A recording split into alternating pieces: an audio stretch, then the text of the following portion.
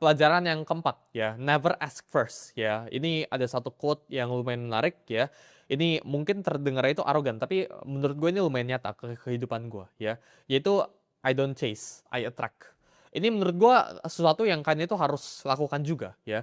Di hidup gue sekarang ya, gue itu hampir tidak pernah samperin orang ya, kecuali gue bener-bener butuh sama orang itu. Contoh kita ngomong ya, beberapa orang ya yang punya duitnya di sebelahnya T, ya gue bukan bilang mereka itu di bawah gue dan sebagainya, tapi banyak kan ya 99% of the time ya itu mereka yang reach out ke gue dulu ya buat either ngajakin podcast atau ngajakin makan gitu ya. Sangat jarang untuk gue itu datengin ke mereka ya, gue bisa gak networking sama lo gitu ya, atau enggak pekerjaan ya, simple ya. Itu dari sisi networking tadi. Dari sisi pekerjaan itu gue nggak pernah tanya ke orang ada pekerjaan atau enggak ya. Yang gue lakukan itu pekerjaan itu yang datang ke gue, dan ini kondisi yang kalian itu harus bikin dalam hidup kalian.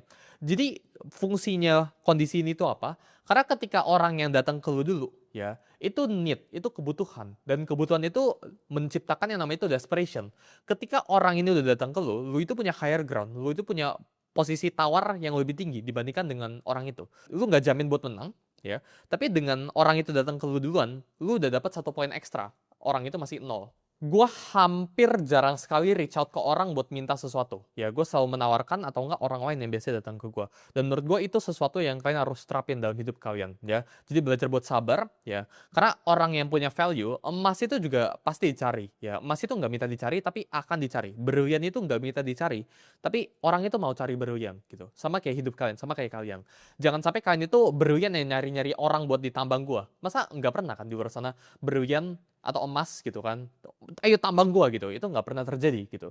Yang terjadi itu apa ya, emas itu cuma diem tapi orang itu yang nyamperin. Nah, dalam hidup kalian itu harus seperti itu.